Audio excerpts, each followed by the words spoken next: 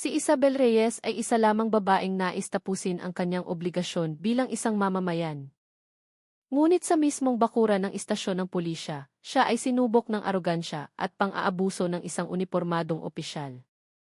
Inakala nilang madali siyang mapasunod dahil lamang sa kanyang maamong mukha at simpleng pananamit. Ang hindi nila alam, sa likod ng mahinahong ngiti na iyon ay nagtatago ang tibay at disiplina ng isang kawal. At sa araw na iyon, ang lahat ay magbabago.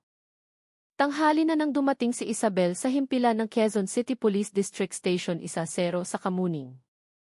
Ang init ng araw sa Maynila ay tila isang nagbabagang kumot na bumabalot sa lahat, ngunit hindi ito ininda ni Isabel. Maingat niyang ipinarada ang kanyang motorsiklo sa gilid ng pangunahing gusali, isang lugar na pamilyar sa kanya dahil sa taunang pag-aasikaso ng mga papeles. Binuksan niya ang upuan ng motor at kinuha ang isang brown na folder na naglalaman ng mga dokumento para sa pagpaparehistro ng kanyang sasakyan. Nakasuot siya ng isang simpleng itim na three-fit shirt na bahagyang bakat sa kanyang balingkinitang katawan at malinis na puting cargo pants. Ang kanyang puting sneakers ay may kaunting alikabok mula sa tuyong kalsada, ngunit hindi nito nabawasan ang kanyang maayos at malinis na anyo. Ang bawat kilos niya ay kalmado at may katiyakan, tulad ng isang taong alam na alam ang gagawin at nais lamang tapusin ang kanyang pakain sa pinakamabilis na paraan. Pagpasok niya sa loob ng gusali ng DZE Satellite Office na katabi ng istasyon, sinalubong siya ng pamilyar na amoy ng lumang papel, pawis, at ang mahinang ugong ng air conditioner na pilit nilalabanan ang matinding init sa labas. Kumuha siya ng numero mula sa dispenser at naupo sa isang hilera ng mga upuang plastik na kulay kahel na nakaharap sa mga bintanilya ng serbisyo.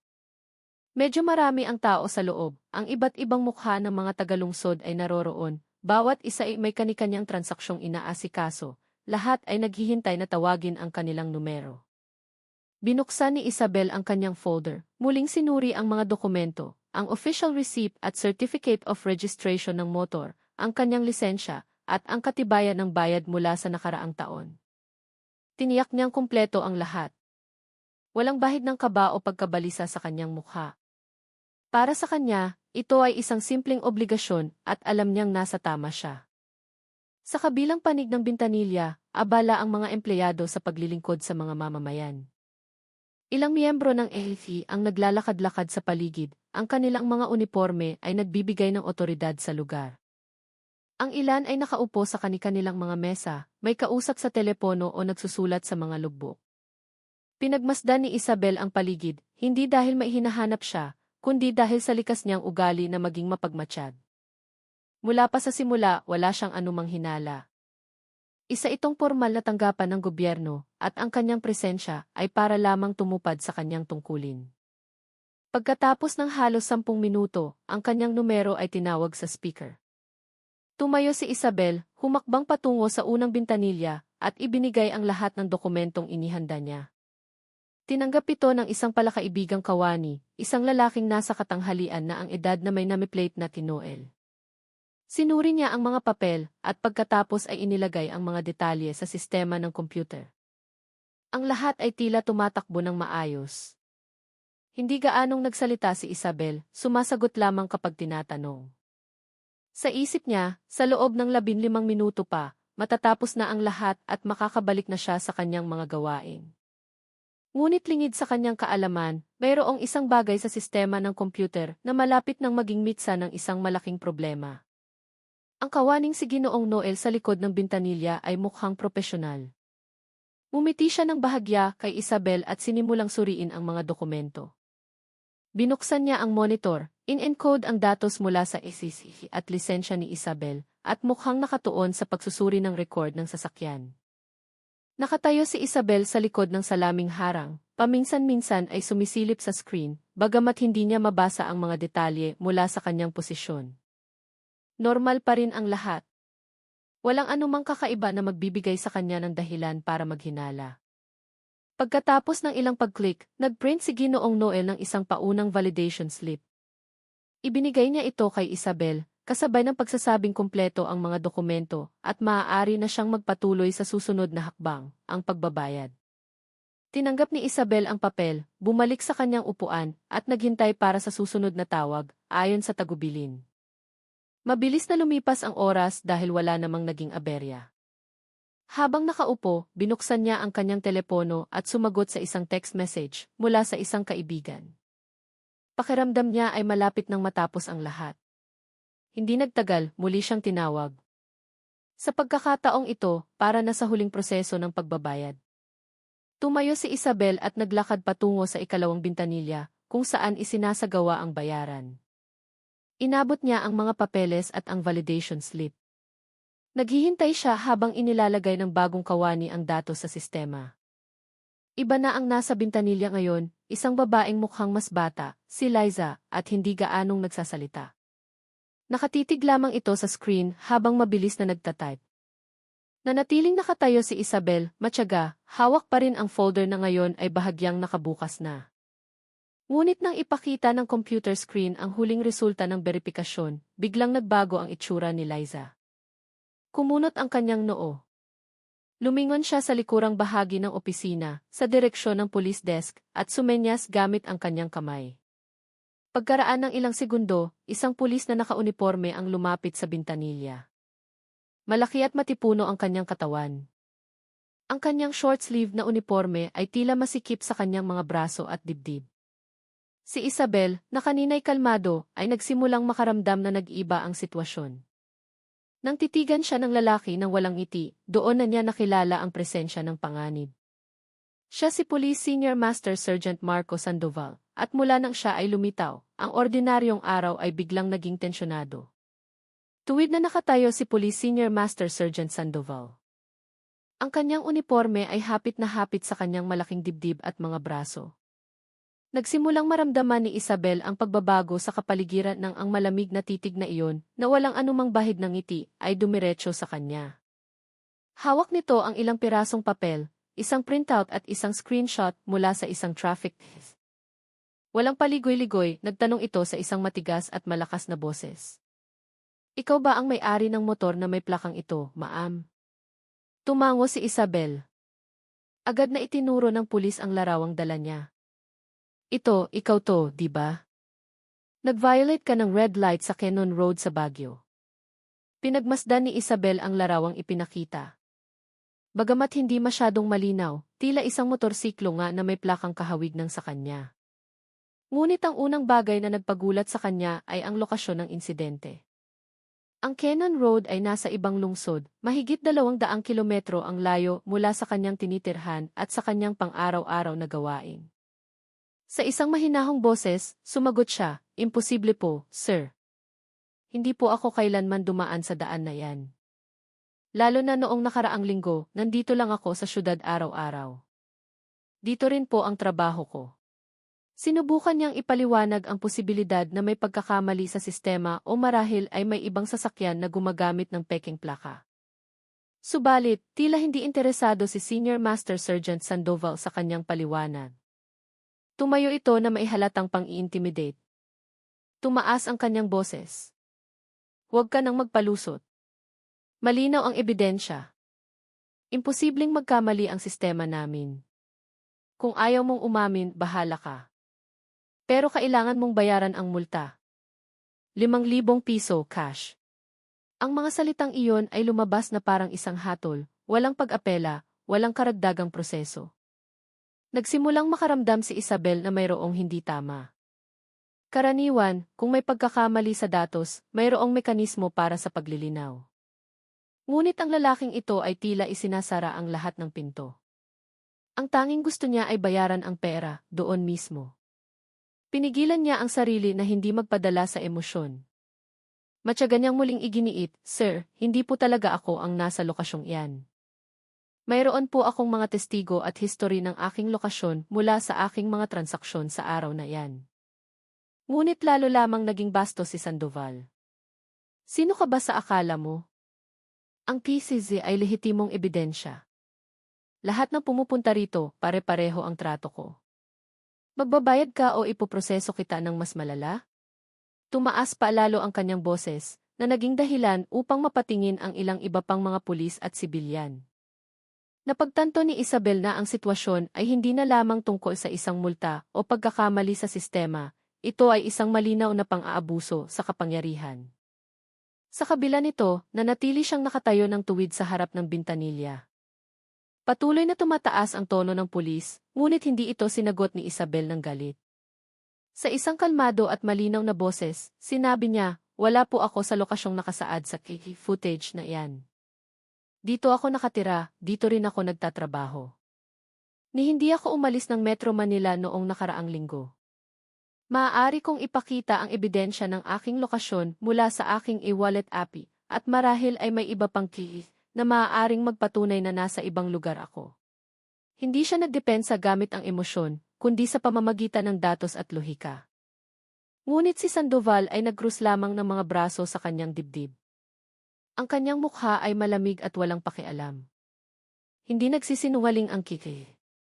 Tugma ang plaka, sapat na iyon para sa multa. Magbabayad ka o hindi? Tumingin sa kanya si Isabel sandali at muling sumagot.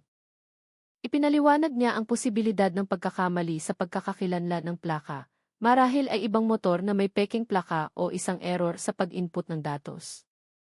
Lahat ng iyon, sa kanyang palagay, ay dapat na ma-verify ng maigi bago gumawa ng konklusyon. Ngunit ang pulis ay tila lalong naiinip. Sumulyap siya sa ibang mga opisyal na para bang naghahanap ng suporta, ngunit walang sinuman ang nakialam. Hindi umurong si Isabel. Nanatili siya sa kanyang posisyon, ang kanyang mukha ay hindi nagpapakita ng takot. "Nandito po ako para magbayad ng rehistro ng sasakyan ko, hindi para umamin sa isang paglabag na hindi ko ginawa. Hindi ako magbabayad ng multa para sa isang bagay na malinaw na hindi ko kasalanan." Ang pangungusap na iyon ay binigkas ng dahan-dahan ngunit may diin. Sapat na ito upang maging dahilan ng katahimikan sa buong silid. Ang ilang mga taong kanina ay nagbubulungan ay biglang tumahimik, lahat ay nakatuon na sa kanila. Alam ni Isabel na ang pagtayo sa harap ng isang mapilit na opisyal ay hindi komportable. Ngunit ang hayaan ang isang mali na magpatuloy ay hindi rin isang pagpipilian. Hindi siya naghahanap ng gulo, ngunit hindi rin niya hahayaan ang kanyang sarili na piliting umamin sa isang kasalanang hindi niya kailanman ginawa. Kahit naramdam niya ang bigat ng titig at ang gaspang ng boses ni Sandoval, nanatili siyang kalmado. Alam niya na kapag ang isang tao ay nanahimik dahil sa takot, ang ganitong uri ng pang-aabuso sa kapangyarihan ay magpapatuloy. Lalong ipinakita ng opisyal ang kanyang pagiging dominante. Humakbang siya palapit sa counter hanggang sa ang kanyang malaking katawan ay humarang na sa tanawin sa loob ng opisina. "Ayoko nang makarinig ng dahilan. Tugma ang plaka, tugma ang datos, malinaw ang ebidensya. 5,000 piso, ngayon din," sabi niya, habang tinatapik ang kanyang mga daliri ng malakas sa ibabaw ng mesa. Walang karagdagang paliwanag, walang alok ng pag-apela. Para sa kanya, pinal na ang desisyon at hindi na maaaring tawaran. Si Isabel ay tinatrato na parang isang kriminal na nahuli sa akto, gayong wala pang anumang tamang investigasyon o beripikasyon na naganap.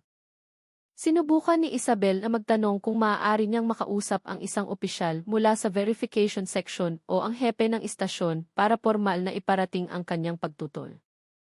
Ngunit ang kahilingang iyon ay mariing tinanggihan. "Ako ang bahala dito, hindi mo na kailangang isama ang mga nakatataas. Sapat na ako.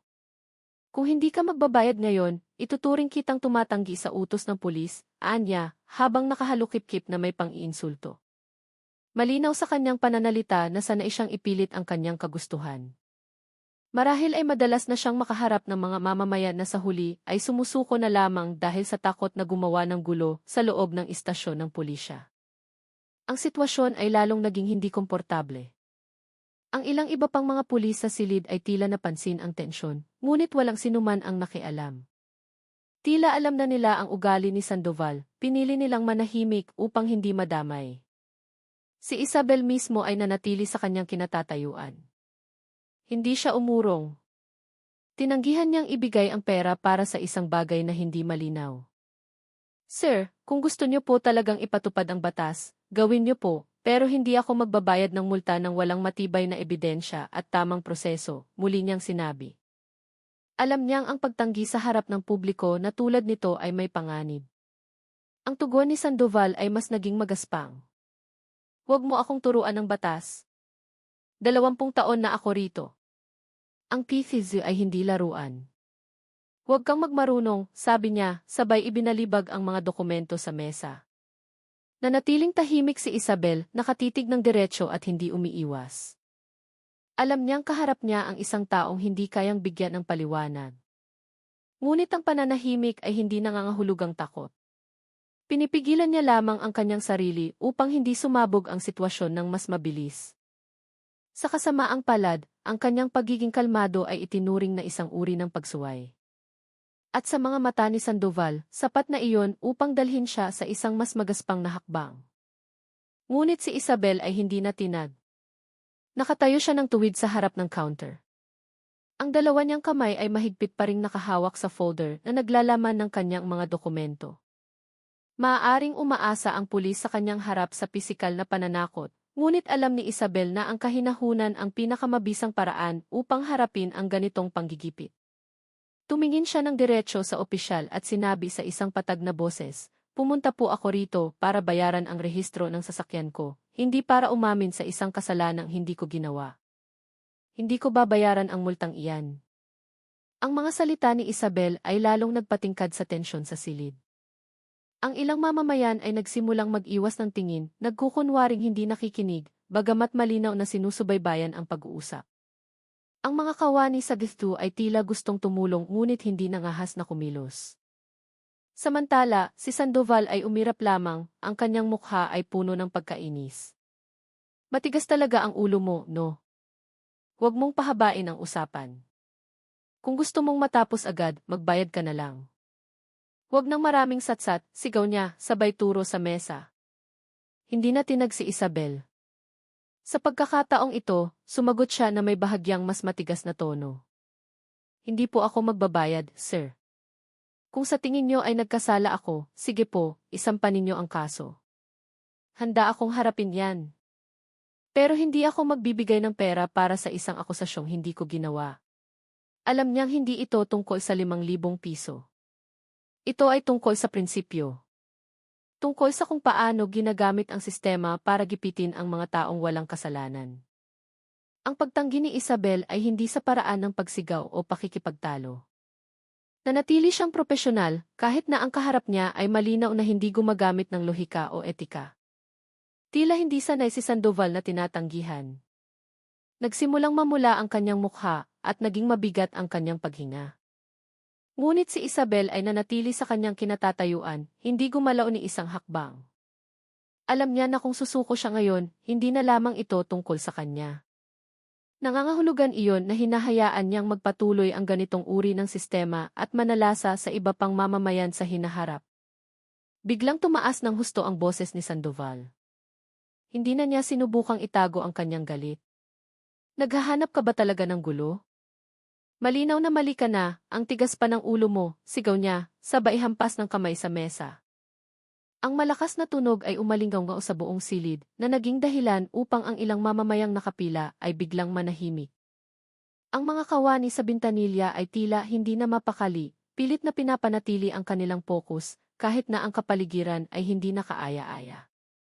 Nanatiling kalmado si Isabel, hindi sinagot ang sigaw ng sigaw, ngunit malinaw sa ekspresyon ng kanyang mukha na hindi siya aatras sa kanyang paninindigan. Lumabas si Sandoval mula sa likod ng mesa, lumapit ng direkta kay Isabel. Ang kanyang malaking katawan ay lalong nagpatindi sa tensyon. "Kung ayaw mong magbayad ng maayos, ituturing kitang humaharang sa proseso ng batas. Pwedeng kang kasuhan dyan, alam mo ba iyon?" sabi niya, habang dinuduro-duro ang mukha ni Isabel. Ang distansya nila ngayon ay halos 1 metro na lamang. Ang tingin niya ay hindi na lamang panggigipit, kundi isang lantad na pagbabanta. Muli, dahan-dahang umiling si Isabel. "Wala po akong hinaharangan, sir.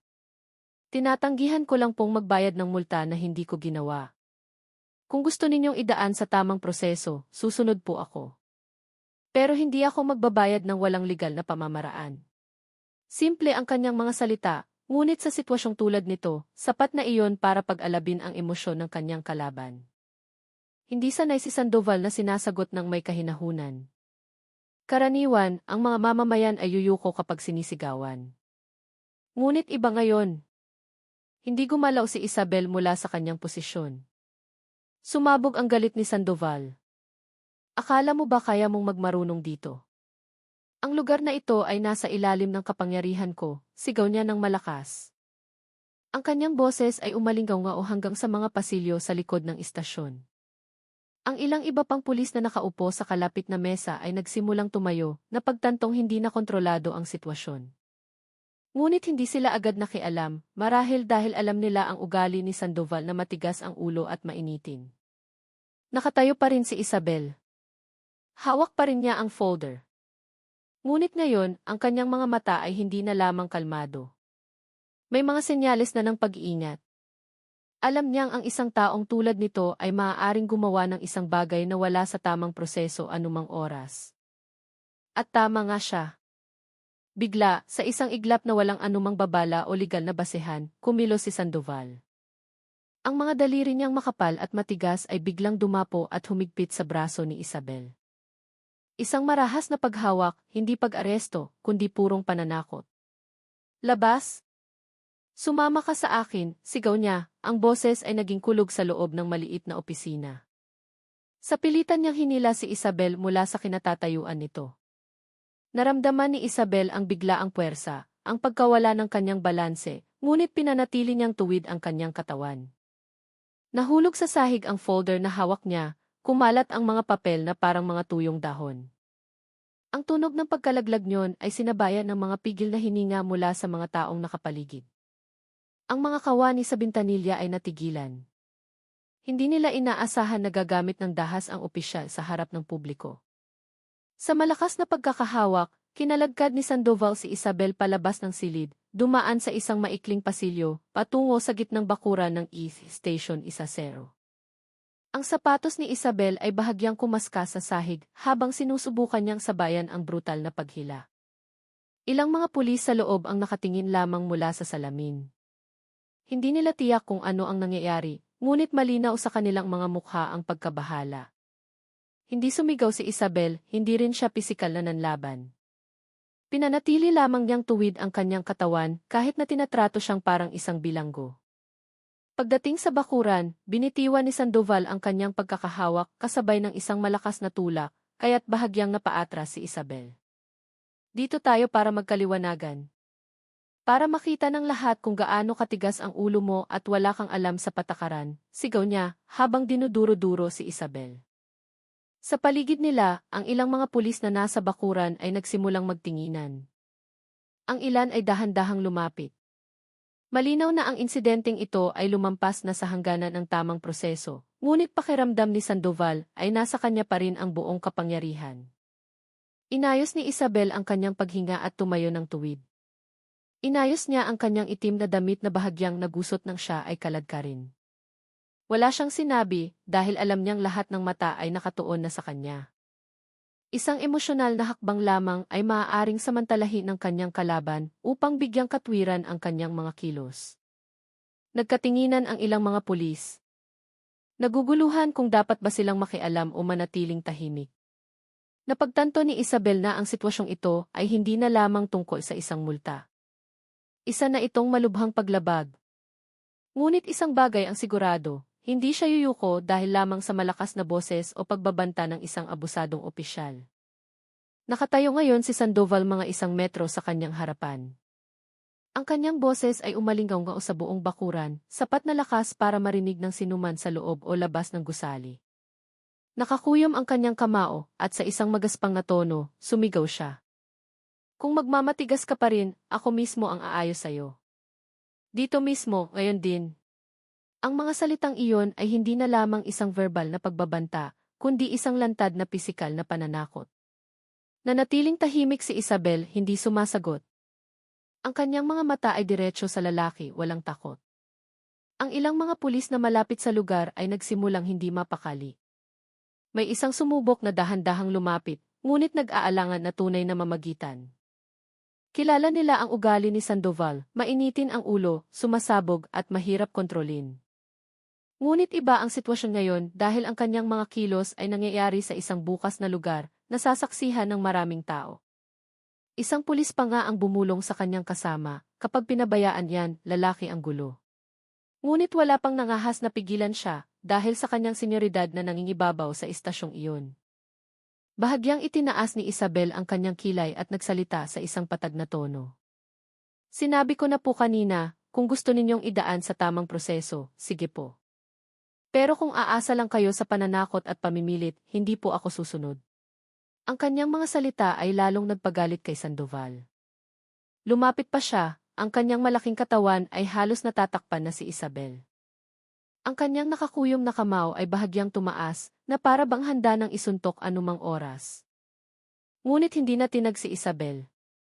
Hindi siya nagpakita ng takot, tanging kahandaan na harapin ang anumang mangyayari. Mula sa malayo, ang ilang mamamayan na nag-aasikaso ng kanilang mga dokumento ay nagsimulang lumapit sa gilid ng bakuran na palingon sa pinagmumulan ng ingay. Ang sitwasyon ay hindi na maitatago. Lahat na nakasaksi ay alam na hindi ito isang legal na proseso. Ito ay purong pang-aabuso. Tumayo ng tuwid si Isabel. Bagamat likas na sa kanya ang paghahanda para sa anumang pag-atake, hindi siya gumalaw ni isang hakbang. Wala siyang dalang kamera, walang kasamang magdodokumento. Ngunit isang bagay ang taglay niya, ang tapang na huwag manahimik kapag tinatrato ng hindi makatarungan, kahit na sa isang lugar na dapat ay nagpapatupad ng batas. Walang ano-ano, ang kanang kamao ni Sandoval ay itinaas at mabilis na bumagsak patungo kay Isabel. Ang suntok ay tumama ng malakas sa kanyang tiyan. Napayukod ng bahagya ang katawan ni Isabel dahil sa lakas ng impact. Walang babala, walang legal na dahilan, tanging purong emosyon na sumabog. Para sa isang karaniwang taong nakamasid mula sa malayo, ang pangyayari ay isang malinaw na pananakit. Ang ilang mamamayang nakatayo sa gilid ng bakuran ay napahawak sa kanilang mga bibig sa gulat. Isang ina pa nga ang biglang hinila ang kanyang anak palayo sa gulo. Pinigil ni Isabel ang kanyang hininga sandali, sinusubukang bawiin ang kontrol sa kanyang katawan. Totoo ang sakit, ngunit hindi sapat para ibagsak siya. Mabilis siyang tumayo muli. Isang kamay niya ang dumampi sa gilid ng kanyang tiyan. Ngunit ang kanyang mga mata ay nanatiling matalim na nakatuon sa sumuntok sa kanya. Walang luha, walang reklamo. Sa halip, ang ekspresyon ng mukha ni Isabel ay nagbago. Hindi na ito ang simpleng kahinahunan tulad ng kanina. Ngayon, ang kanyang titig ay matalas, tulad ng isang taong nagpasya ng itigil ang pagpipigil. Ang reaksyon ng ibang mga pulis ay magkakaiba. Mayroong mukhang nalilito, mayroong natataranta, ngunit nanatiling nakatayo sa kanilang mga pwesto. May isang sumigaw, "Sir, wag," ngunit hindi sapat ang lapit niya para pigilan ang nangyari. Samantala, ang mga sibilyan sa labas ng bakod ng istasyon ay nagsimulang itaas ang kanilang mga cellphone, kumukuha ng video mula sa malayo. Ang ilan ay pinindot na ang record button ng walang pag-aalinlangan. Ang sandali ng karahasan ay naging isang pampublikong panoorin na hindi na maaaring mabura. Si Sandoval ay nakatayo pa rin, humihingal. Tiwala siyang sapat na ang isang suntok para mapasuko ang kanyang kalaban. Ngunit nagkamali siya.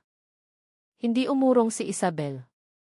Sa halip, muli niyang itinayo ang kanyang katawan at humakbang pasulong. Ang kanyang ekspresyon ay hindi na mababasa bilang isang ordinaryong mamamayan na dumating para lamang magbayad ng rehistro. Sa isang iglap, ang sitwasyon ay bumaliktad, hindi dahil gusto niyang gumanti, kundi dahil ang kanyang instinct bilang isang sanay na kawal ay bigla na lamang na-trigger.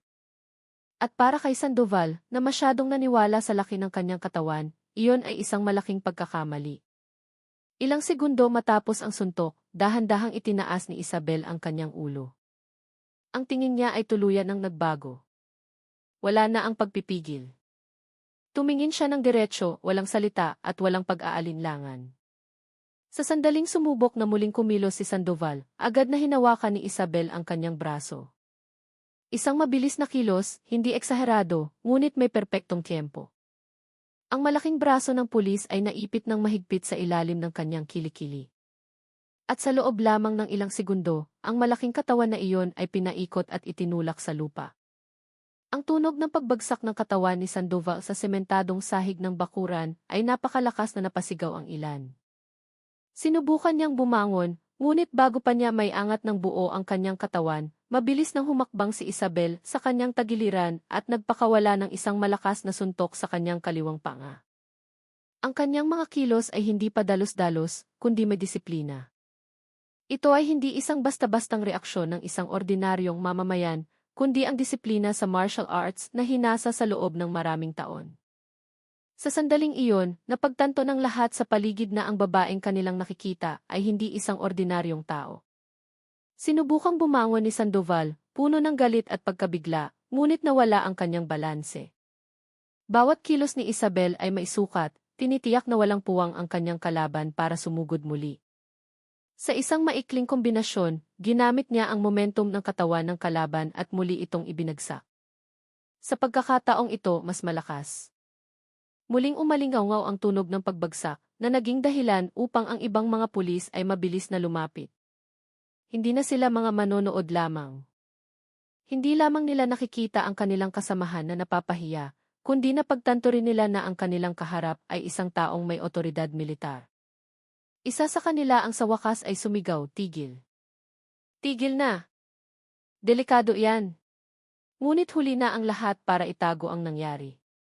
Lahat na nakasaksi, mga sibilyan, mga kawani ng DSI, at iba pang miyembro ng EHI, ay nakita mismo kung paano ang isang babaeng inakala nilang mahina ay kayang patumbahin ang isang dominanteng personalidad sa kanilang istasyon. Ang ilan ay nagsimulang mag-video ng mas malapitan.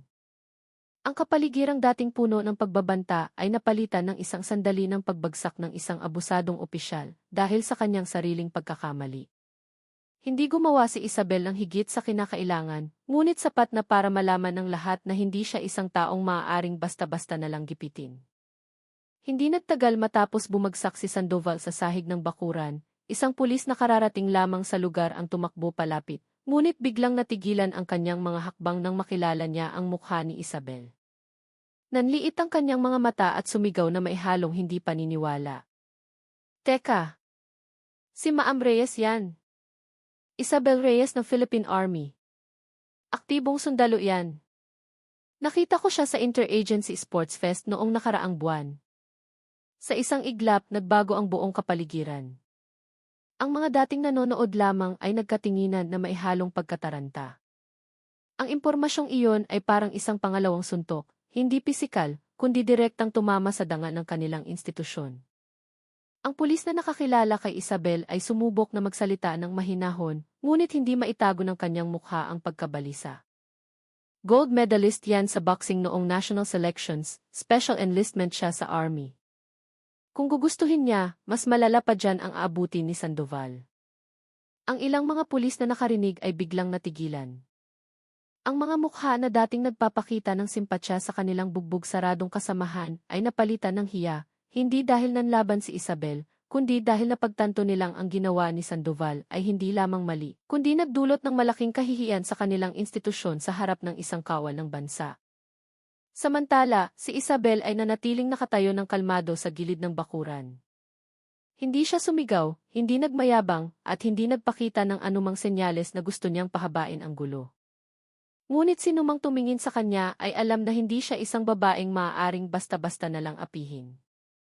Alam niya ang kanyang limitasyon, ngunit alam din niya kung kailan dapat kumilos. At sa araw na iyon, ang kanyang kilos ay hindi lamang dahil sa personal na katapangan, kundi dahil sa prinsipyo, sa integridad, at dahil alam niyang maraming tao ang walang pagpipilian kapag pinipilit na sumuko sa abusadong kapangyarihan.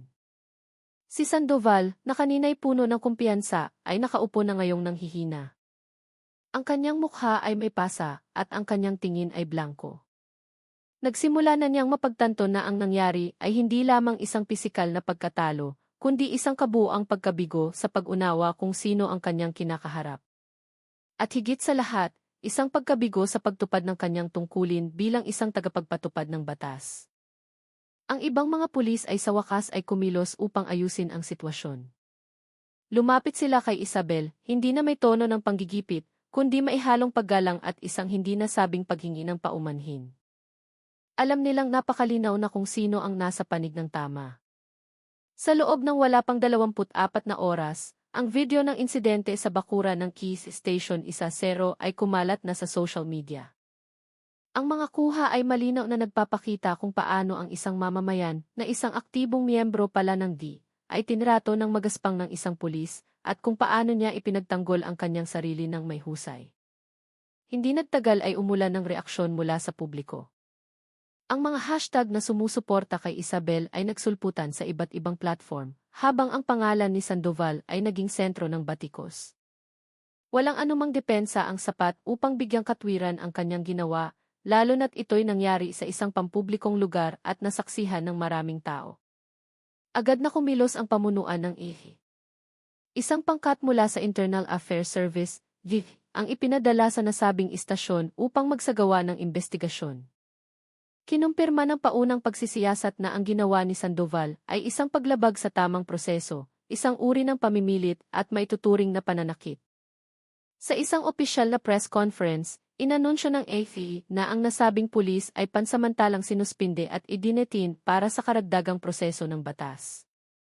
Hindi nagtagal, siya ay napatunayang nagkasala sa pang-aabuso sa kapangyarihan, karahasan laban sa isang sibilyan, at pagdungis sa imahe ng institusyon. Ang hatol ng korte ay nagpataw ng parusang kriminal at ang tuluyang pagkatanggal sa serbisyo.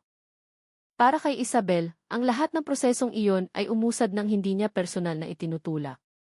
Hindi siya nagsampa ng formal na reklamo, hindi lumabas sa media, at hindi naghanap ng atensyon.